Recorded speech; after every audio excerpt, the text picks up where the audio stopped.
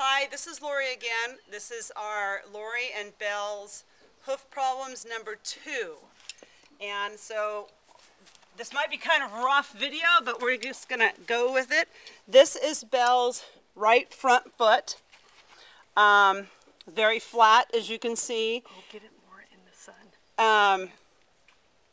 She had, during the winter, I guess this is what I think is separation. Let me use my hoof pick here. Yeah. The separation right in here, and it's growing out. As you can see, here are her bars. I don't know, to me, they look okay. I have tried so many things on the websites and stuff, and I can't tell by pictures how her feet are compared to other feet. I don't know if her heels are too far back, if she needs more bar. Here's the front, her toe. She's very flat. Like I said, she's had laminitis twice, and I cannot ride her without boots, front and back, and pads. This here in the central sulcus of her frog, as you see, that's a very deep crack in there. Not quite as deep as it was this winter, but I have 2 other horses, a 3-year-old and a 4-year-old, and they are both the same way. In the last horse's hoof, the article about all the frogs, they talked about the shredding of the frog and all these little fissures and tears and stuff. I trimmed her a week ago, and she had a few, but all my horses get all those shreddy frogs all the time. And I don't know if we can get this angle here, but if you can see down in there, can you see that in there, Red, on the video? Yeah, I think so. See the depth in here? See, right in here, all my horses, see, their frogs are fairly tough here, but when I cleaned them out a week ago and I trimmed them, I could take my hoof pick and scrape along here, and all this carved out like just crumbly powder just came out, and it smelled a little bit. Wasn't black and gooey, but on both sides up in the frog in here. And they get these pads on their frog right in here, and they smash out, and they usually go all the way over to here. And I trimmed them some because I was worried they were holding in all that moisture back up in that corner. I don't know if that's good or bad or what I'm supposed to be doing. Again, she has the split here. I'm going to see if we can get an angle straight up and down. You might have to move back, Red, to the shade. I don't know. You got it? Wait a minute. Oh. Can you move her foot out more? That's about as good as I can go. Shoot, wait a minute. That's all right. Okay. Okay. Well, hopefully these turn out. Red, can you come down here and get a front straight on of her hoof? And that's what the front looks like. Like I said, I trimmed them a week ago. I did a roll on them, a Mustang roll. I have Pete Ramey's 10 video disc set that I watched. I've soaked their feet in all kinds of soaks, and everything except the store-bought thrush medication at the store. I've tried everything, and it doesn't seem to help too much. Okay, we're going to move to her right back foot now. I just feel at a loss, like I need professional help, and I don't have any in my area, and I've been doing this for 3 years. This mare has not had shoes on now for 3 years, and when she's had shoes year-round, all 4 feet, her whole life, until 3 years ago. And she's basically still not, I can ride her, but I need boots and pads, but she even acts ouchy with boots and pads sometimes. Again, here's these flaps of the frog. They're tougher now because, of course, it's dry out, but see, and her frog is really bends over in here. I don't know if that's okay. She's always had low heels in the back. She never ever grows any heel, ever. I never really ever file her heels in the back or do anything. They're always the same. I do bevel them some. Again, her bars to me are funny shaped here. It's like they talk about excess sole and the bars growing down and squeezing the frog. And I don't know if that is her case here or not. Most people say you don't really need boots on their back feet. She even needs boots on her back feet when I ride her. She's a very tender horse. Again, here was some of that separation from the winter. And she also has flares. And where her flares are, the wall is a little thinner usually. I don't know how to get those flares out of her feet. I've been trying to read, and I guess I just don't get it. And I just need some help. If somebody can just give me some advice, I would just greatly appreciate it. So I'm trying to do this video. Okay, we're going to go ahead now and move to the other hind foot. It'll be the left hind foot. Oh, Belle. This one, we're not in the sun too much here. Again, same thing. You see these little cracks here in her frog? Those were kind of flaps before, and they're drying out now because of the weather. I trimmed her frog here the other day because it just went all the way over to here and made this big pad across here.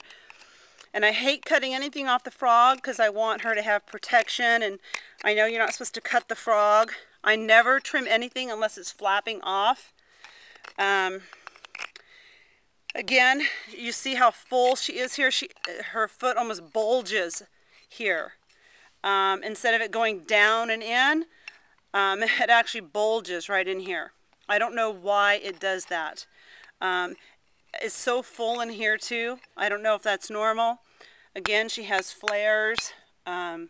I am going to show quick videos of my other horse's feet so you can kind of get an idea. I have one that has really bad flares, and again, I can't get the flares out. I don't know what's causing it. So again, this is the left hind foot. And you get this in here, Red? Got it. Okay, great. Now we'll go to the left front. I'm trying to get so I can get some sunlight on it, hopefully. There we go, let's see. We might have to hold it kind of bent in like this.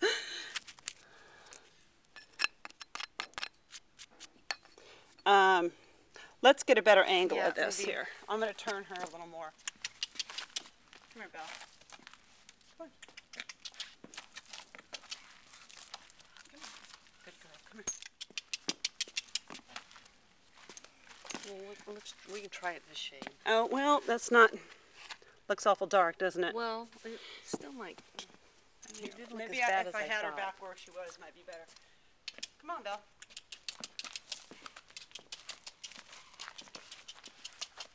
Good girl. Okay, let's try this one. There, that's a little better. Okay, this is the left front. See, I have, you know, all this stuff here. Here's, you know, the seed of corn, her bars.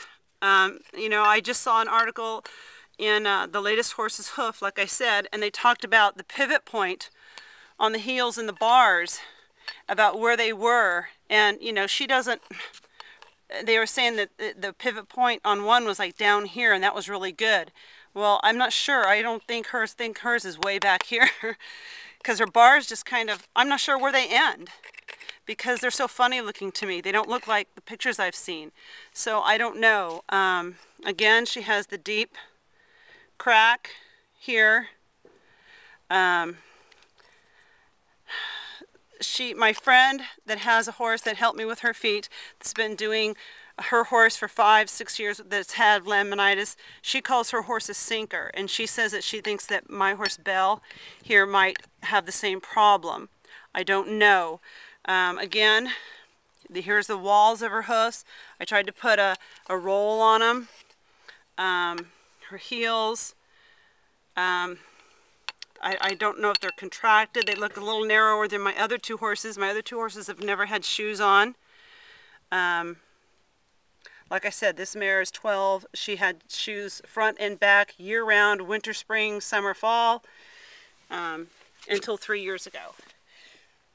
She had holes and cracks in the front of her hoofs, and again, she had like 2 or 3 in this hoof, 2 in this hoof. She had 2 in each back hoof. They just showed up holes right here, and then a little split went up and down. And she was tender-footed. I didn't ride her. I kept her in boots and pads. They grew out. She's been fine. She does get, you know, her diet. I have a hard time with her diet. I've changed her diet. I've had her hay analyzed. She doesn't get alfalfa hay anymore. I used to feed alfalfa hay. Can you get more of a straight eye? I know the pole's kind of the way her front feet, the way she's standing, her hoofs and her legs. Yeah, that might help. She's had, she just gets grass hay now. We have 10 acres, rolling pasture land, grass, dry grass. In the spring, of course, she gets the green grass. I limit her to it. In the fall, she eats acorns. I try and limit to keep her away from eating the acorns. Like I said, I've had her hay analyzed. And it's just, everything's been very costly, and I can't afford to go and take her to all these places and have her x-rayed and things like that. But she is a very sensitive mare. She's one of those horses that very easily gets upset.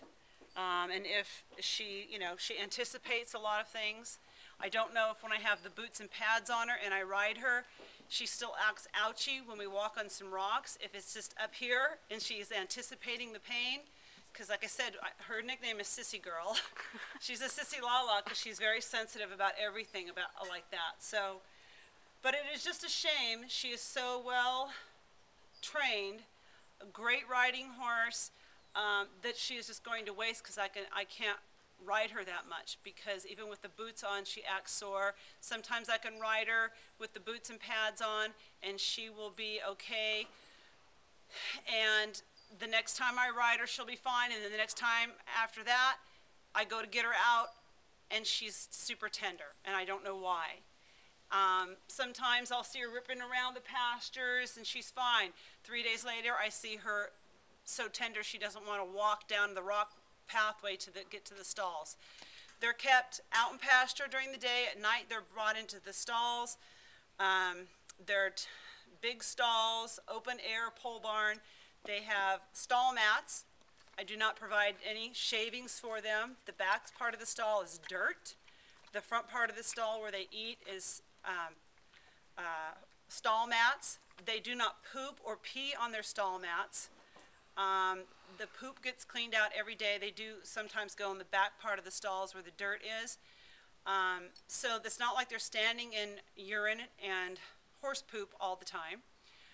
However, in the wintertime, they do stand outside in the mud all the time. Even, you know, that's the only wetness that they stand in. So what dampness they do stand in is just mud usually. It's not rancid urine and bedding and all that, because they don't have any of that. So I'm going to end this video now, and I'm going to do another video, probably 2 more. One of her foal that she had 3.5 years ago, and the other one will be of our 4-year-old Mustang that we have. And it will be labeled the same, Lori and Belle's hoof problems, and they'll be numbered. So this is the end of the number 2. Thank you.